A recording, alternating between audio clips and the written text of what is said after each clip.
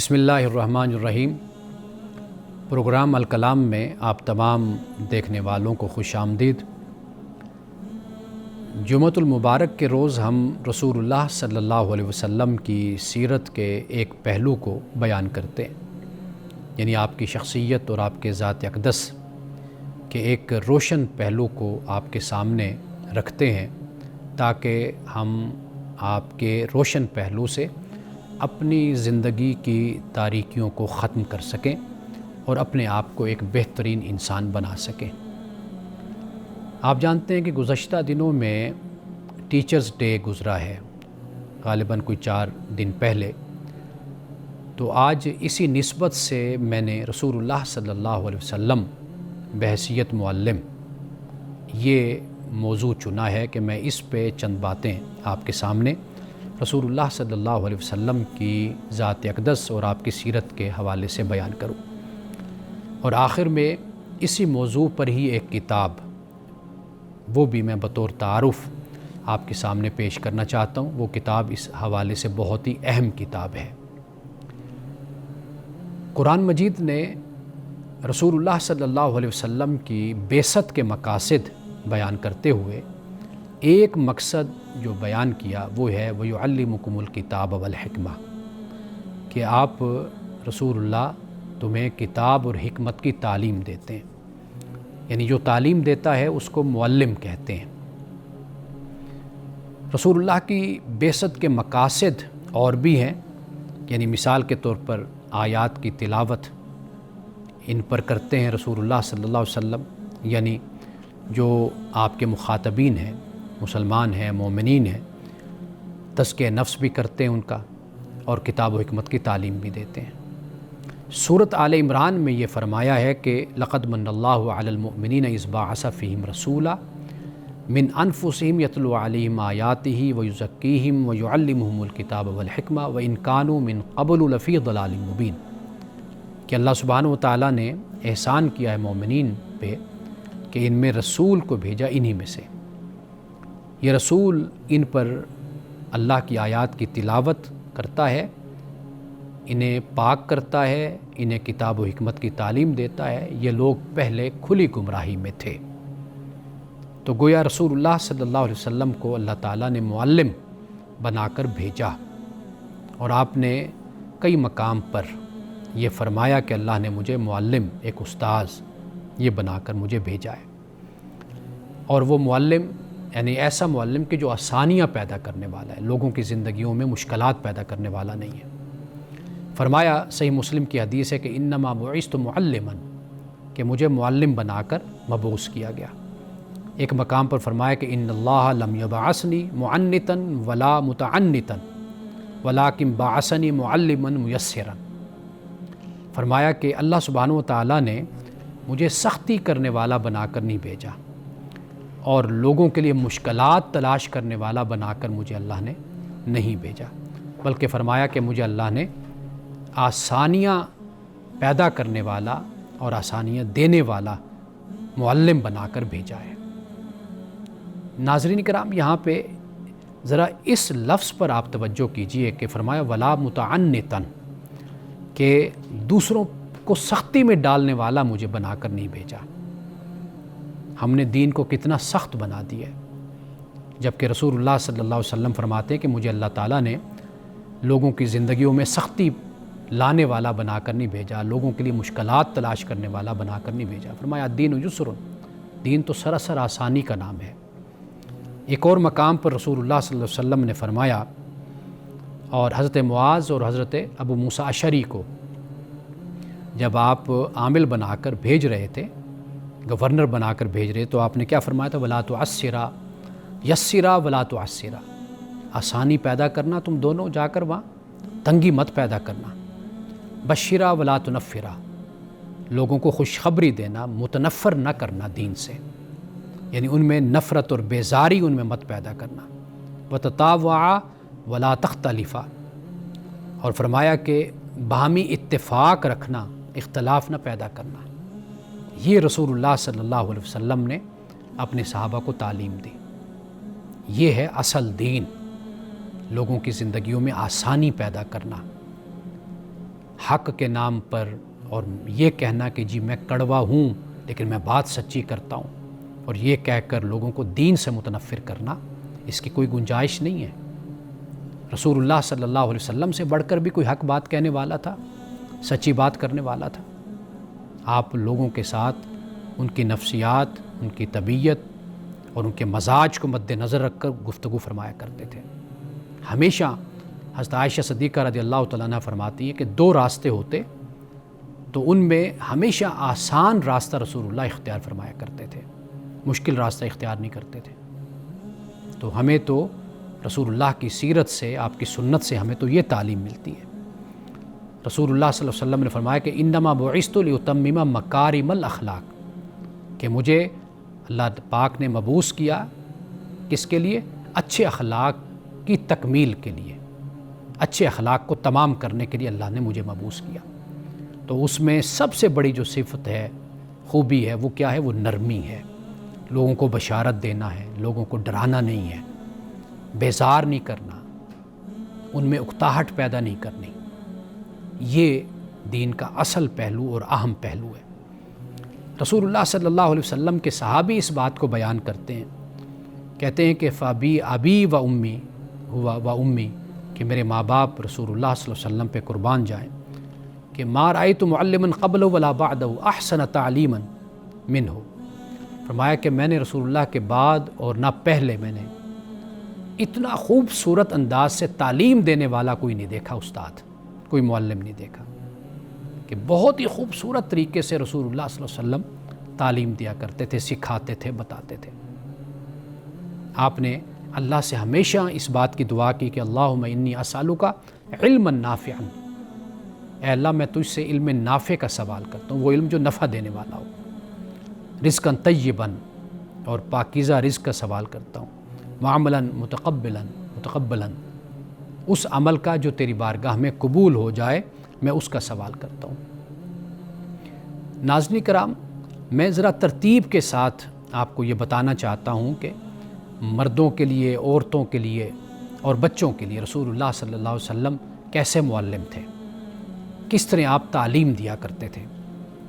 مردوں کے بارے میں روایات میں آتا ہے، صحابہ اس بات کو بیان کرتے ہیں، الفاظ کیا ہیں؟ کان النبی جالسا مع صحابی، کہ رسول اللہ صلی اللہ علیہ وسلم اپنے صحابہ کے ساتھ بیٹھے ہوئے تھے، یا یہ الفاظ آتے ہیں بینما کننا مع النبی صلی اللہ علیہ وسلم، یعنی کہ ہم رسول اللہ کے ساتھ بیٹھے ہوئے تھے، یا یہ کہ رسول اللہ ہمارے ساتھ بیٹھے ہوئے تھے۔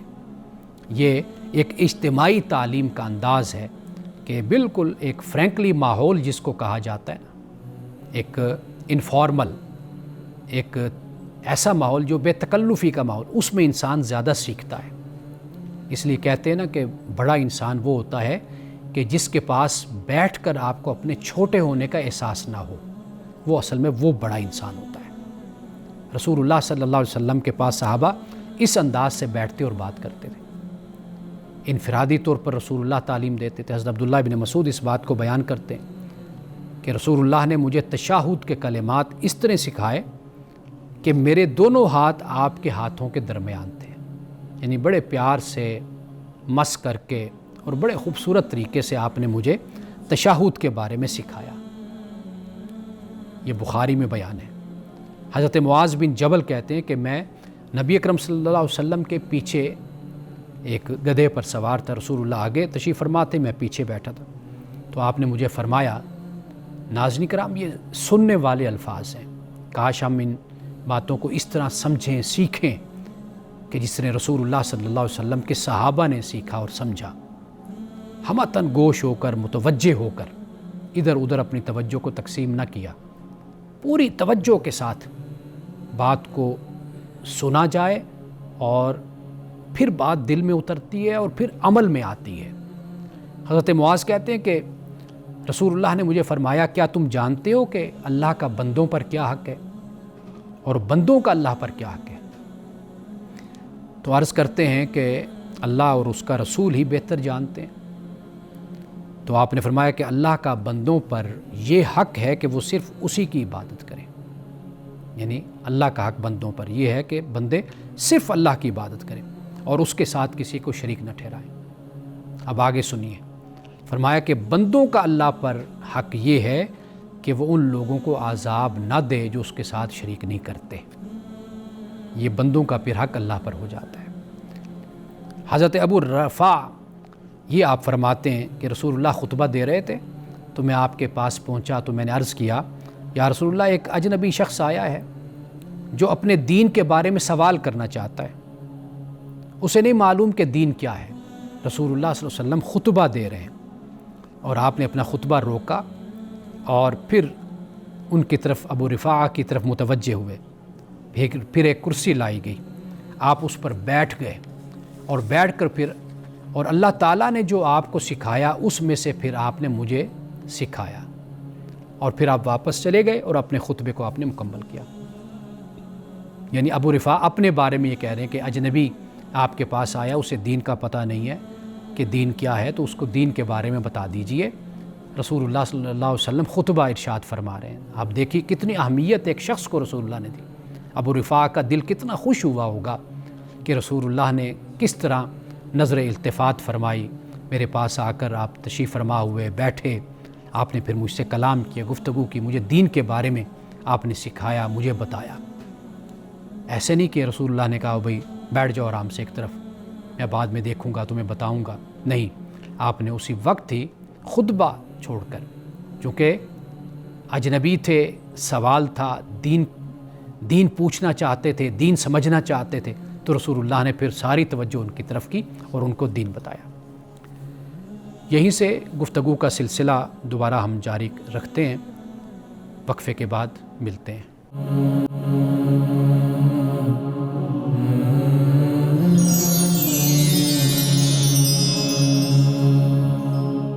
وقفے سے پہلے ہم رسول اللہ صلی اللہ علیہ وسلم کی سیرت یعنی بحیثیت معلم, اس پہ ہم بات کر رہے تھے, اور خاص طور پر مردوں کے لیے جو رسول اللہ کا طریقہ تعلیم تھا اس کا میں ذکر کر رہا تھا کہ اجتماعی حوالے سے بھی رسول اللہ صحابہ میں بیٹھ کر دین کی تعلیم ان کو دیتے تھے.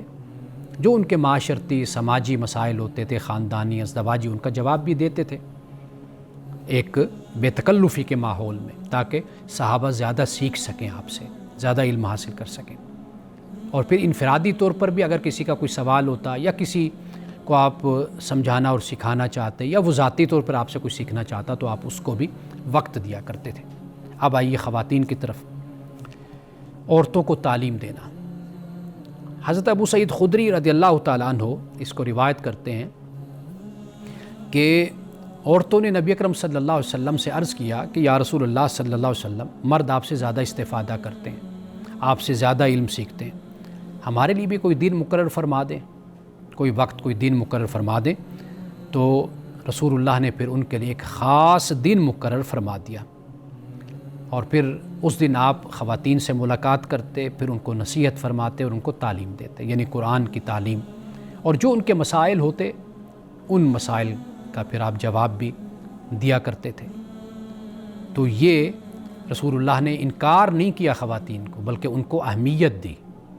اگرچہ وہ جب چاہتی, جس وقت چاہتی آ کر آپ سے علم حاصل کرتی تھی, سوال کرتی تھی, لیکن وہ ایک خاص دن مقرر کرنا چاہتی تھی تو رسول اللہ نے ان کے لیے دن مقرر کر دیا. حضرت عائشہ صدیقہ رضی اللہ تعالی عنہا فرماتی ہیں کہ انصار کی عورتیں بہترین عورتیں ہیں. کیوں؟ اس لیے کہ دین سیکھنے میں, دین سمجھنے میں وہ حیا نہیں کرتی, شرم نہیں کرتی. یعنی دین کے معاملے میں کوئی سوال کرنا ہو تو وہ بے جھجک سوال کرتی, رسول اللہ صلی اللہ علیہ وسلم سے پوچھتی ہیں. اب دیکھیے حضرت جابر بن عبداللہ اس کو روایت کرتے ہیں, کہتے ہیں کہ میں نبی اکرم صلی اللہ علیہ وسلم کے ساتھ عید کے دن حاضر تھا.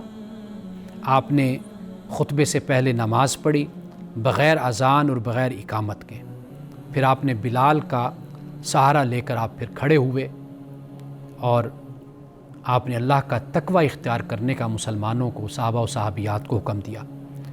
اس کی اطاعت کی ترغیب دی, لوگوں کو نصیحت فرمائی اور انہیں یاد دہانی کروائی. پھر آپ آگے بڑھے, عورتوں کے پاس تشریف لے گئے, انہیں بھی آپ نے نصیحت فرمائی, انہیں بھی واعظ فرمایا اور یاد دہانی کروائی. یہ بخاری میں بیان ہے. یعنی مردوں کو علیحدہ تقوی کی تعلیم دی, نصیحت کی, اور پھر اس کے بعد جو خواتین بیٹھی ہوئی تھیں ان کی طرف بھی آپ بڑھ گئے، پھر آپ نے ان کو بھی نصیحت کی، دین کی باتیں ان کو بتائیں، اور پھر آپ نے ان کو یاد دہانی بھی کروائی۔ حضرت انس بن مالک اسے روایت کرتے ہیں کہ رسول اللہ صلی اللہ علیہ وسلم ایک عورت کے پاس سے گزرے جو قبر کے پاس بیٹھی ہوئی تھی اور رو رہی تھی، اس کا کوئی عزیز ہوگا جو وفات پا گیا ہوگا۔ تو رسول اللہ صلی اللہ علیہ وسلم نے فرمایا اللہ سے ڈرو، صبر کرو، تقوی اختیار کرو، اللہ سے ڈرو۔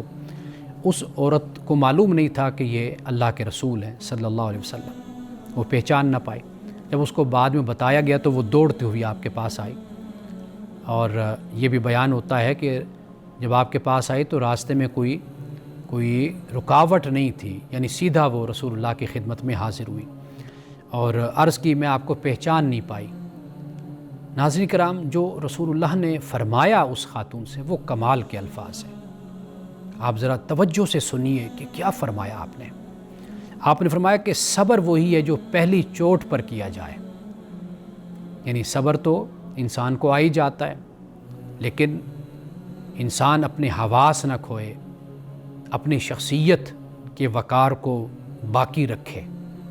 اگر اس کو بڑی سی بڑی خبر بھی کوئی ایسی ملتی ہے کہ کسی کے انتقال کی، کسی کی وفات کی، اس وقت اپنے آپ کو سنبھالنا یہ بہت بڑا کام ہوتا ہے۔ بعد میں تو گھنٹے بعد، 2 گھنٹے بعد، 4 گھنٹے بعد تو انسان سنبھل ہی جاتا ہے، اور آہستہ آہستہ پھر اس حادثے کو، واقعے کو قبول کرنا بھی لگ جاتا ہے۔ لیکن رسول اللہ نے فرمایا کہ صبر اصل میں کیا ہے؟ وہ یہ کہ پہلی چوٹ پر صبر کرنا، وہ در حقیقت صبر ہوتا ہے۔ اور یہ جو پہلی چوٹ جب ہوتی ہے نا، یہی در حقیقت اسی وقت ہی انسان اپنی برداشت کھو بیٹھتا ہے، اپنا حوصلہ چھوڑ بیٹھتا ہے۔ یہ کتنی بڑی نصیحت ہے جو رسول اللہ صلی اللہ علیہ وسلم نے ہمیں فرمائی ہے۔ اب آئیے بچوں کی طرف۔ حضرت ابن عباس رضی اللہ تعالی عنہ روایت کرتے ہیں، فرماتے ہیں کہ رسول اللہ نے مجھے فرمایا، کیا فرمایا؟ فرمایا بچے، میں تمہیں چند باتیں سکھاتا ہوں، یعنی چند باتوں کی تعلیم دیتا ہوں۔ فرمایا اللہ کو یاد رکھو، وہ تمہاری حفاظت کرے گا۔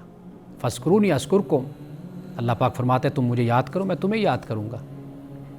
تو کہا آپ علیہ السلام نے فرمایا اللہ کو یاد رکھو، وہ تمہاری حفاظت کرے گا۔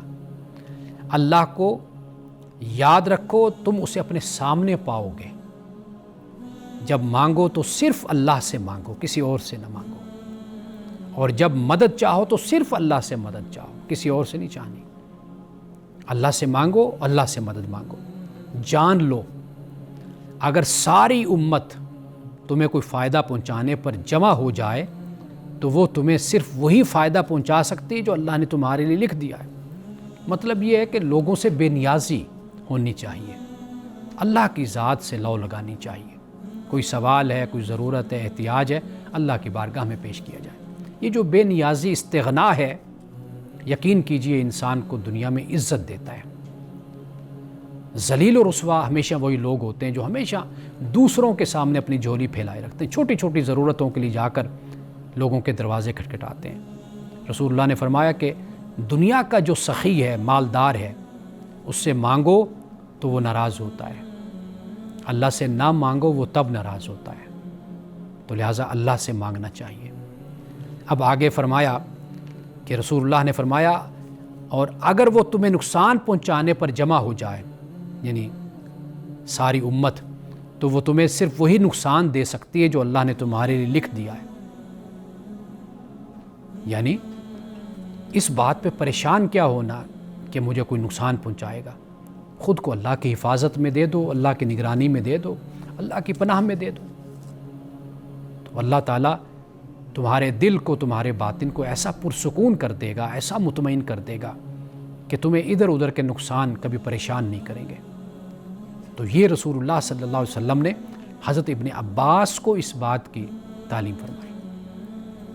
اسی طرح یہ ایک صحابی ہیں، چھوٹے بچے تھے، غالباً عمر بن ابی سلمہ ان کا نام ہے، کہ نبی اکرم صلی اللہ علیہ وسلم کی کہتے ہیں میں زیر پرورش تھا اور کھانے کے دوران میرا ہاتھ برتن میں ادھر ادھر جاتا تھا، ادھر ادھر میں اپنے ہاتھ کو پھیرتا رہتا تھا۔ تو نبی اکرم صلی اللہ علیہ وسلم نے فرمایا کہ اے بچے، اللہ کا نام لے کر دائیں ہاتھ سے کھاؤ اور اپنے سامنے سے کھاؤ، اس کے بعد میری کھانے کی عادت ہمیشہ درست رہی۔ یہ بخاری میں بیان ہے۔ یعنی رسول اللہ کا انداز حضرت عمر بن ابی سلمہ کو سمجھانے کا اتنا خوبصورت تھا، تو وہ کہتے ہیں اس کے بعد تو پھر میں نے اس نصیحت کو اپنے پلے باندھ لیا۔ پھر میری عادت یہی تھی کہ ہمیشہ صحیح طریقے سے بیٹھ کر کھانا کھاتا تھا۔ یہ جو ہم جھڑک دیتے ہیں نا بچوں کو چھوٹی چھوٹی باتوں پر، تو اس سے کیا ہوتا ہے، اس اچھی عادت سے ان کی محبت نہیں پیدا ہوتی۔ ہم سے نہیں محبت رہتی تو عادت سے کہاں سے رہے گی۔ اسی طرح الربیع بنت معوذ فرماتی ہے کہ نبی اکرم صلی اللہ علیہ وسلم میرے پاس میری شادی کے دن تشریف لائے اور میرے بستر پر بیٹھ گئے۔ کچھ چھوٹی بچیاں دف بجا کر ان کے آبا کی شہادت کا ذکر کر رہی تھیں جو بدر میں شہید ہوئے تھے۔ ایک بچی نے کہا ہمارے درمیان ایک نبی ہیں جو کل کا حال جانتے ہیں۔ آپ نے فرمایا ایسا نہ کہو، وہی بات کہو جو تم پہلے کہہ رہی تھی۔ یعنی رسول اللہ نے بچیوں کو اس موقع پر تعلیم دی۔ یعنی جب موقع ہوتا ہے، جب کچھ کہا جا رہا ہے، کوئی نظریہ، کوئی خیال، کوئی عقیدہ جس میں اصلاح کی ضرورت ہے، تو رسول اللہ صلی اللہ علیہ وسلم نے برموقع اسی وقت ہی آپ نے اصلاح کر دی۔ تو یہ رسول اللہ صلی اللہ علیہ وسلم بحیثیت معلم، یہ آپ کی تعلیم ہے جو آپ نے بچوں کو بھی دی۔ آپ کے ساتھ بچے بیٹھتے تھے۔ جیسے ایک روایت میں آتا ہے کہ ایک صحابی غالباً عبداللہ ابن عباس ہیں کہ جو آپ کے دائیں طرف بیٹھے تھے تو دودھ کا پیالہ آیا، تو رسول اللہ نے نوش فرمایا، تو پھر اس کو آپ نے آغاز کرنا چاہا کہ سب سے پہلے کس کو دیا جائے۔ دائیں طرف بچہ بیٹھا ہے، بائیں طرف بڑے صحابہ تشریف رکھتے ہیں۔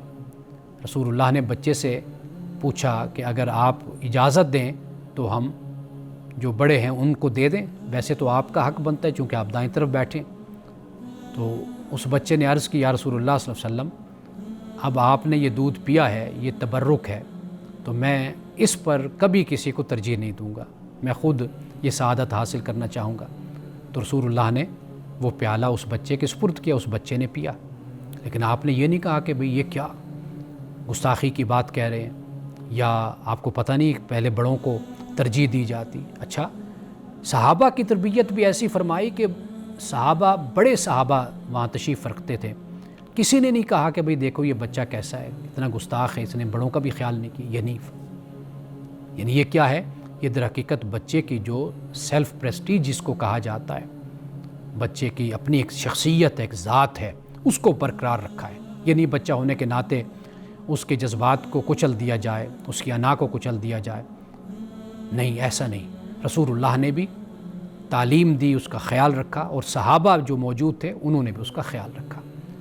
تو ناظرین کرام، آج ہم نے جو گفتگو کی ہے وہ رسول اللہ صلی اللہ علیہ وسلم بحیثیت معلم، اس میں بہت سی باتیں ہمیں سمجھ آئی ہیں کہ خواتین ہوں، بچے ہوں یا مرد حضرات ہوں، رسول اللہ صلی اللہ علیہ وسلم نے سب کے لیے تعلیم کا انتظام فرمایا۔ طالب العلم فریضۃ علی کل مسلم و مسلمہ، بنیادی علم وہ ہر مسلمان مرد اور عورت پر لازم ہے اور فرض ہے، اسے حاصل کرنا چاہیے۔ وقفے کے بعد کتاب کے تعارف کے ساتھ میں دوبارہ حاضر ہوتا ہوں۔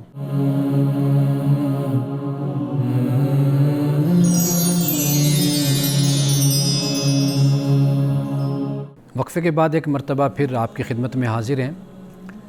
ناظرین کرام، کتاب کا تعارف آخری وقفے میں انشاءاللہ میں آپ کے سامنے بیان کروں گا، تو کچھ وقت مزید تجسس آپ کے لیے ہے تاکہ آپ انتظار کریں اور دیکھیں کہ وہ کون سی کتاب ہے کہ جس پہ میں بات کرنے لگا ہوں۔ تو اس وقفے میں اس وقت ہم چند سوالات آپ کے بڑے ضروری ہیں، تو میں چاہتا ہوں کہ اس پہ ہم بات کر لیں۔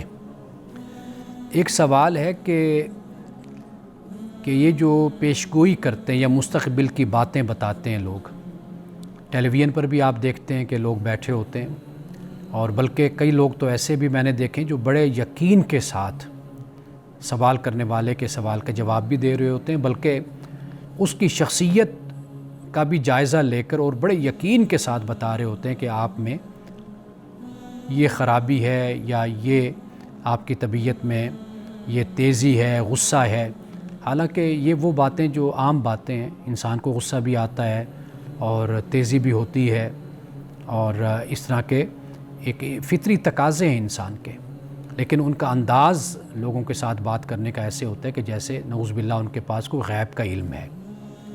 تو یہ ایک سوال ہے کہ شریعت اس حوالے سے کیا کہتی ہے کہ یہ طریقہ کار درست ہے کہ ان کی باتیں سننی چاہیے یا ماننی چاہیے۔ میں اس حوالے سے یہ عرض کروں گا کہ اگر کوئی شخص اپنی ذہانت یا قرائن و قیاس کے ذریعے کوئی بات کہتا ہے، وہ ایک علیحدہ بات ہو جاتی ہے، اس کو ہم اٹکل پچو کہتے ہیں، اسپیکولیشن ہم اسے کہہ دیتے ہیں۔ یعنی بعض لوگ بڑے ذہین ہوتے ہیں اور اپنی ذہانت کی بنیاد پر کچھ وہ جج کر لیتے ہیں، سمجھ لیتے ہیں، اس کو بیان کر دیتے ہیں۔ یا کوئی قرائن ایسے ہوتے ہیں، یعنی کوئی وجوہات ایسی ہوتی ہیں، کوئی نشانات ایسے ہوتے ہیں جس کی بنیاد پر وہ کوئی رائے قائم کر لیتے ہیں۔ تو یہ ان کی ذہانت ہوتی ہے، یا حالات کو سمجھ لینا فوری طور پر، یہ ایک ان کے اندر کوالٹی ہوتی ہے۔ ان باتوں پہ یعنی یقین اور ایمان ان باتوں پہ ہرگز نہیں ہونا چاہیے۔ یقین اور ایمان اللہ اور اس کے رسول صلی اللہ علیہ وسلم کی بات پر ہونا چاہیے، اس لیے کہ حقیقی اور یقینی علم وہ خدا کے پاس ہے، باقی سب کچھ ظن ہے اور گمان ہے۔ اگر آپ یہ بات اپنے اندر بٹھا لینا تو آپ بہت سے نفسیاتی مسائل سے نکل آتے ہیں۔ یہ جو ہم جملہ بولتے ہیں نا کہ مجھے ایسا لگتا ہے، میں محسوس کرتا ہوں، جیسے انگلش میں اٹ سیمز، اٹ لکس، آئی فیل، ان کی کوئی بھی یقینی حالت نہیں ہوتی، ان کا کوئی یقینی وجود نہیں ہوتا، یہ صرف آپ محسوس کرتے ہیں۔ مثال کے طور پر کوئی ہنس پڑا، آپ نے کہا یہ میرے خلاف ہنس رہا ہے، یا اس کے دل میں کوئی میری یہ توہین کرنا چاہ رہا ہے، یا اس نے مجھے دیکھ کر یہ مسکرایا ہے تو ضرور یہ میرے بارے میں کچھ سوچ رہا ہے۔ اب آپ یہ کیا کہیں گے کہ مجھے ایسا لگتا ہے، یقینی بات تو ہے نہیں ہے۔ اسی طرح دو لوگ بیٹھے آپس میں بات کر رہے ہیں، اگرچہ ان کو چھپ کر یا علیحدہ تیسرا بندہ بھی بیٹھا ہوئے بات نہیں کرنی چاہیے، لیکن وہ ہنستے ہیں، تو اب یہ بھی ایک گمان ہے، ظن ہے۔ میں یہ خیال کروں کہ یہ ضرور میرے بارے میں بات کر کے ضرور مجھ پر کوئی طنز کر کے ہنس رہے ہوں گے آپس میں۔ تو یہ جو ایک تو اپنی زندگی سے یہ نکال دیجئے، یہ فساد کی، شر کی جڑ ہے یہ، کہ آپ کسی کے بارے میں مجھے ایسا لگتا ہے کہ وہ آپس میں انہوں نے کوئی ملی بھگت کی ہوئی ہے، آپس میں کوئی ان کے گٹھ جوڑ ہے، تو اس کی کوئی حقیقت نہیں ہے۔ حقیقت اس وقت ہے جب آپ دیکھتے ہیں، جب آپ کو معلوم ہوتا ہے یقین سے، تو پھر وہ بات ہوتی ہے۔ قرآن پاک نے اسی بات کو بیان کیا کہ اگر تمہارے پاس کوئی خبر لاتا ہے کوئی فاسق، تو فتبینوا، اس کی تحقیق اچھی طرح جانچ پڑتال کر لیا کرو، ان تصیبوا قوما بجہالۃ، ایسا نہ ہو کہ تم کسی قوم پر جہالت کی وجہ سے تم چڑھ دوڑو اور بعد میں تمہیں شرمندگی ہو۔ تو لہٰذا اس بات کا ہمیں خیال کرنا چاہیے۔ ظن اور گمان بالکل اس کو تو نکال کر ایک طرف رکھ دیجئے نا، اگر آپ سکون کی زندگی گزارنا چاہتے ہیں۔ بے شک کوئی ہنستا بھی ہے، یعنی ہنس رہا ہے اور آپ دیکھ رہے ہیں اس کو، تو ٹھیک ہے وہ ہنستا رہے۔ کسی پر الزام، کسی پر تہمت، کسی کی طرف کوئی نسبت کسی گناہ کی، غلط کام کی، یہ ہرگز نہیں ہونی چاہیے۔ اچھا پھر ایسا بھی ہوتا ہے کچھ لوگ اسماء کے ذریعے سے بھی کچھ ان کو معلوم ہو جاتا ہے، ناموں کے ذریعے سے۔ اچھا لہجے ہوتے ہیں، طرز کلام ہوتا ہے، سوال کرنے والے کی سوال کی ساخت ایسی ہوتی ہے، وہ اس سے بھی سمجھ جاتے ہیں، لہجے سے بھی سمجھ جاتے ہیں، اور یہ سب کیا ہوتا ہے؟ یہ ان کی انٹیلیجنس ہوتی ہے، جس کی وجہ سے وہ اس طرح لوگوں کے جذبات سے اور احساسات سے کھیلتے ہیں۔ اس لیے ایسی باتوں کو آپ ایک علم کے طور پر لے سکتے ہیں۔ آپ ان کی بات کو سنیے، جیسے کوئی ستاروں کا ہے، کوئی ہاتھ کا ہے، ایک علم ہے، ٹھیک ہے، لیکن ہے سب کچھ ظن اور گمان۔ یقین جو علم ہے، یقینی علم، وہ فقط خدا نے جو دیا ہے، جو خدا کے پاس ہے، وہ در حقیقت یقینی علم ہے۔ اب ایک اور سوال ہے، آخر میں مختصر میں اس کا جواب دوں گا۔ بہت سے لوگ ہیں کہ جو بڑی مقدس مقام پر جن کو دفن کر دیا جاتا ہے، یعنی جیسے جنت البقیع ہے اور جنت ماوا ہے، یا ایسے اور بھی قبرستان ہمارے ہاں بھی، یہاں بڑے بڑے اچھے لوگ وہاں پر دفن ہوتے ہیں، تو وہاں پر اگر دفن کیا جائے تو خیال یہ ہوتا ہے کہ شاید یہ بخشش ہو جاتی ہے۔ تو یہ بات یاد رکھیے کہ یہ جنت کی قطعی ضمانت نہیں ہے۔ قطعی ضمانت آپ کا ایمان اور آپ کا عمل صالح ہے۔ ہاں فضیلت ہو سکتی ہے، یعنی جب آپ ایمان اور عمل صالح کے ساتھ دفن ہو رہے ہیں، اللہ کی بارگاہ میں پہنچ رہے ہیں، ممکن ہے کہ یہ فضیلت، یہ جسے ہم کہتے ہیں کہ گریس مارکس جس کو کہتے ہیں، ممکن ہے یہ ہو، لیکن اگر آپ کے پاس بنیادی جمع پونجی نہیں ہے، یعنی ایمان اور عمل صالح نہیں ہے، تو پھر آپ چاہے جہاں بھی دفن ہوتے رہیں تو پھر اس کی کوئی وقت نہیں ہے، اس کی پھر کوئی اہمیت اس کی پھر بالکل نہیں ہے۔ تو یہ بات ہمیں یاد رکھنی چاہیے۔ تو سب سے پہلے جو اصل کرنسی ہے وہ ہمارے پاس ہونی چاہیے، باقی اللہ سبحانہ و تعالیٰ کا فضل ہے، اس کی رحمت ہے، اللہ ضرور اپنے بندوں پہ اپنا فضل اور رحمت فرماتا ہے۔ وقفے کے بعد کتاب پہ انشاءاللہ تعالیٰ ہم بات کرتے ہیں۔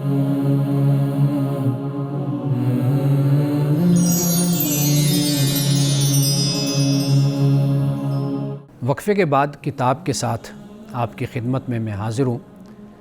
یہ کتاب ہے نبی کریم صلی اللہ علیہ وسلم بحیثیت معلم،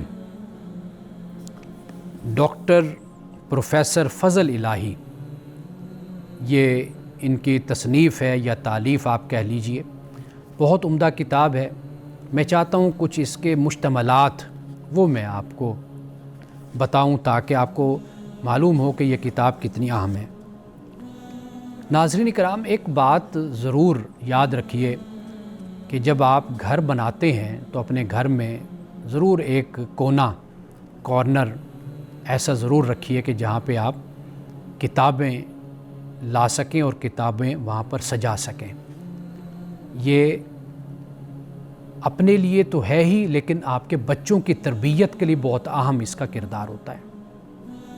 جب بچے کتاب پڑھتے ہیں، اور کسی شاعر نے کہا تھا کہ بڑھا دیتی ہیں عمروں کو نہ جانے یہ کتابیں کیوں، میں چھوٹا تھا مگر سر پر کئی صدیوں کا سایہ تھا۔ تو کتابیں انسان کو میچور کرتی ہیں اور انسان کو ماضی کا بھی نالج دیتی، علم دیتی ہیں، اور مستقبل کا بھی علم دیتی ہیں۔ اب آپ دیکھیے کہ یہ کتاب رسول اللہ صلی اللہ علیہ وسلم کیسے معلم تھے اور کس طرح آپ تربیت فرمایا کرتے تھے، تعلیم دیتے تھے۔ اور اس کتاب کی ہمارے ہاں جو اساتذہ ہیں سکولوں میں، کالجوں میں، یونیورسٹیز میں، ان کے لیے بھی یہ کتاب بڑی اہم ہے۔ یعنی آپ دیکھیے کہ اس میں ہے کہ مناسب وقت میں تعلیم دینا۔ رسول اللہ صلی اللہ علیہ وسلم تعلیم دیتے تھے تو وقت کو دیکھ لیا کرتے تھے کہ یہ کون سا وقت ہے۔ ایسے نہیں کہ لوگوں کو نیند آ رہی ہو، لوگ اونگ رہے ہوں اور رسول اللہ صلی اللہ علیہ وسلم اس وقت تعلیم دیں، نہیں، آپ مناسب وقت اس میں تعلیم دیتے تھے۔ اور پھر مناسب جگہ، یعنی مسجد میں تعلیم دینا، گھر میں تعلیم دینا، مقام مینا پر جب حاجی سارے جمع ہیں وہاں پر تعلیم دینا، سفر کے دوران تعلیم دینا، اور پھر مختلف قسم کے لوگ ان کو ان کے پیشے کے مطابق، ان کے حالات کے مطابق، بیک گراؤنڈ کے مطابق تعلیم دینا۔ یعنی اہل خانہ کو تعلیم دی، چچا کو تعلیم، چچا زاد بھائی ان کو تعلیم، بہن کو تعلیم، چچا زاد بہن، اور جو دوست ہے، ساتھی ہے، جیسے حضرت ابو بکر ہیں، اور جوانوں کو تعلیم، بچوں کو تعلیم، عورتوں کو تعلیم، بدو، عرابی، نو مسلم، ان کو تعلیم دی۔ اور اسی طرح رسول اللہ صلی اللہ علیہ وسلم نے، یہ میں کچھ حوالے آپ کے سامنے رکھ رہا ہوں، لیکن جب آپ خود اس کو دیکھیں گے تو آپ کا دل خوش ہوگا کہ اس کتاب میں رسول اللہ صلی اللہ علیہ وسلم کو بحیثیت معلم ہر حوالے سے، جو آپ کی زندگی یعنی میں جو آپ نے اعلان نبوت فرمایا، اس وقت سے جب صحابہ آپ کے ساتھ مسلمان جڑتے چلے گئے، ان کی تربیت آپ نے کس طرح کی۔ اچھا، نام سے پکارنے کی حکمت، نام، اور پھر یہ ہے کہ ایک دفعہ پکارنا، 2 دفعہ پکارنا، 3 دفعہ پکارنا، یعنی یہ حکمت کے تحت موقع محل کے مطابق رسول اللہ صلی اللہ علیہ وسلم کا آواز دینا، بلانا، اور شاگردوں کے لیے دعا۔ حضرت ابن عباس رضی اللہ تعالیٰ عنہ کے لیے علم کی کتاب، علم کی دعا کی آپ نے۔ حضرت ابو ہریرہ کہ مومنوں کا محبوب بننے کی دعا کی، ان کو یہ دعا دی۔ حضرت جابر کے لیے 25 مرتبہ استغفار فرمائی، حضرت جابر کے باغ کے لیے دعائے برکت کی، حضرت انس رضی اللہ تعالیٰ عنہ کے لیے کثرت و برکت کی دعا کی۔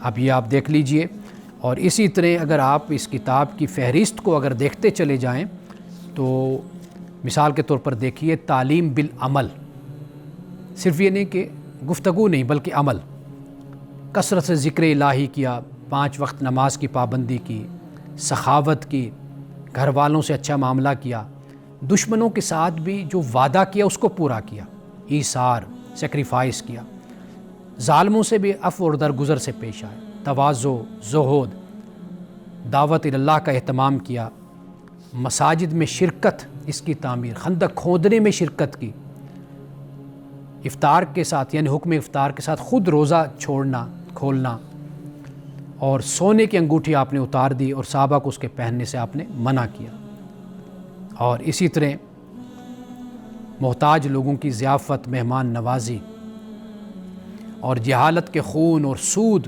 آپ نے خود سب سے پہلے اس کو ختم کیا، قیدیوں کو چھوڑنے کی ترغیب آپ نے دی۔ تو گویا کہ استاد جو ان سا ہوتا ہے، معلم، اس کا کام یہ ہوتا ہے کہ وہ اپنے کردار سے ثابت کرے، یعنی اس کا طریقہ کار یہ ہونا چاہیے، ایسا نہیں کہ صرف تقریریں کرے، عمل سے بھی دکھائے، اور ضروری باتوں کی تعلیم میں شرمانا نہیں ہے۔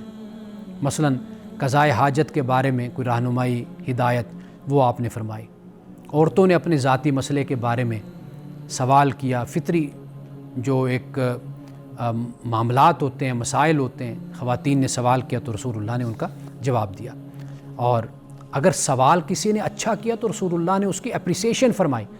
ناظرین کرام، یہ بات بہت اہم ہے، اس لیے کہ ہمارے ہاں جو ہمیشہ ذہین طالب علم ہوتا ہے اس کو ہمیشہ ڈسکریج کیا جاتا ہے کیونکہ وہ سوال زیادہ کرتا ہے، تو جو ڈل سٹوڈنٹ ہوتے ہیں، غبی ہوتے ہیں، ان پر بڑی شاباش ہوتی ہے اور ان کا بڑا خیال ہوتا ہے کیونکہ وہ بولتے نہیں، غبی ہوتے ہیں، بالکل کن ذہن ہوتے ہیں۔ جو سوال کرنے والے ہوتے ہیں ان کے سوال کو نہیں قبول کیا جاتا بلکہ ان کو دھتکار دیا جاتا ہے۔ رسول اللہ کا طریقہ یہ تھا کہ آپ سوال پر شاباش دیتے تھے کہ بیٹا بہت اچھا آپ نے سوال کیا، اور پھر رسول اللہ اس کا جواب بھی دیا کرتے تھے۔ اس کے علاوہ بھی بہت کچھ اس کتاب میں موجود ہے، تو آپ حضرات رسول اللہ صلی اللہ علیہ وسلم کی سیرت کو ضرور پڑھا کریں۔ میں ہمیشہ اس کی تاکید کرتا ہوں، آپ سیرت پڑھیں گے، اللہ سبحانہ و تعالیٰ آپ کو ایک بصیرت عطا کرے گا کہ جس کی روشنی میں آپ کے لیے آسانی ہو جائے گی اپنے ذاتی معاملات کو اور اجتماعی معاملات کو صحیح راستے پر لے کر چلنے کی۔ انہی الفاظ کے ساتھ اجازت دیجیے، انشاءاللہ کل آپ سے دوبارہ ملاقات ہوگی۔ السلام علیکم ورحمۃ اللہ وبرکاتہ۔